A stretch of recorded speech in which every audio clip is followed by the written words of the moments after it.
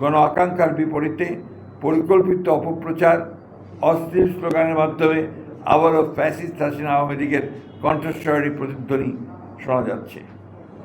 পূর্ব পরিকল্পিতভাবে 9 জুলাইয়ের ঘটনা 11 জুলাই শুক্রবার জুমার নামাজের পর সবচেয়ে প্রাইম টাইমে ইন্টারনেটে ছড়ানো শুরু করা হয়েছিল।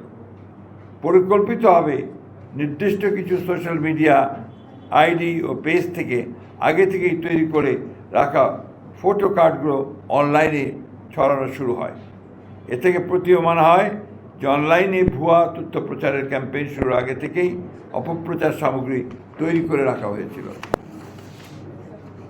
অপরাধীর জন্য কোনো অনুকম্পার সুযোগ নেই, তেমন পক্ষ অবলম্বনের প্রশ্ন উঠতে পারে না। শুধুমাত্র অভিযোগের ভিত্তিতে দলীয় পদ থেকে অপসারণের এমন দৃষ্টান্তমূলক পদক্ষেপকে স্বাগত না জানিয়ে পরিকল্পিতভাবে চরিত্র হনন দেশের গণতান্ত্রিক অভিযাত্রাকে প্রশ্নবিদ্ধ করে। ক্ষতিগ্রস্ত পরিবারের পাশে দাঁড়ানো এবং তাদের আইনি সহায়তা প্রদানের অঙ্গীকার থেকে আমাদের বিচ্যুত হবার সুযোগ নেই। নিহত সোহাগের রাজনৈতিক পরিচয় গুরুত্বপূর্ণ নয়, বরং তিনি দেশের একজন নাগরিক যিনি সন্ত্রাসের নির্মম শিকার।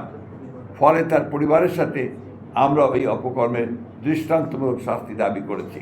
একটা বিষয় আমার মনে হয় যে আপনারা সবাই লক্ষ্য করেছেন যে পুলিশের যে ইনভেস্টিগেশন তার রিপোর্টে কিন্তু বলা হচ্ছে এটা কোনো চাঁদাবাজির ব্যাপার ছিল না, এটা সম্পূর্ণভাবে ব্যবসায়িক ঘটনা থেকে এটা সংগঠিত হয়েছে।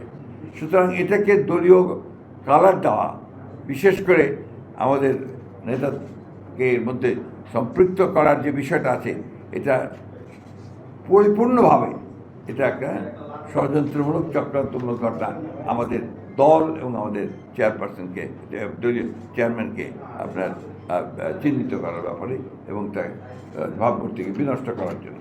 বিএনপির অবস্থান বরাবরের মধ্যে খুব স্পষ্ট। অপরাধীর কোনো দলীয় পরিচয় থাকতে পারে না।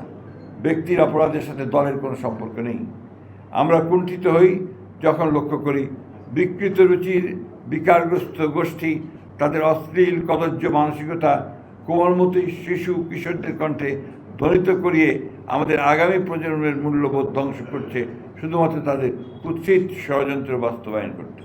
সুপরিকল্পিতভাবে দেশের বৃহত্তম জনপ্রিয় দলের বিরুদ্ধে কুৎসা রটনা, উদ্দেশ্যপ্রণোদিতভাবে দলের শীর্ষ নেতা, যিনি শুধু একজন ব্যক্তি নন, যিনি দীর্ঘ 1.5 যুগ ধরে পরিচালিত স্বৈরাচার পতন আন্দোলনের প্রধান নেতা, সাফল্যের কারিগর, গণ অভ্যুত্থানের প্রাণপুরুষ, তার বিরুদ্ধে অশ্লীল কুরুচিপূর্ণ এমন বক্তব্য প্রদানের বিরুদ্ধে আমরা তীব্র প্রতিবাদ, নিন্দা ও ঘৃণা প্রকাশ করছি।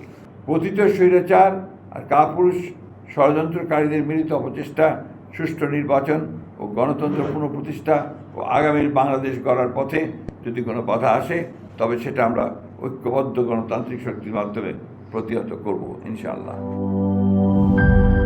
গুড লাক পেনের সফট অয়েল বেসড ইঙ্ক দেয় নিখুঁত লেখার আত্মবিশ্বাস। Good luck pen. Make your luck.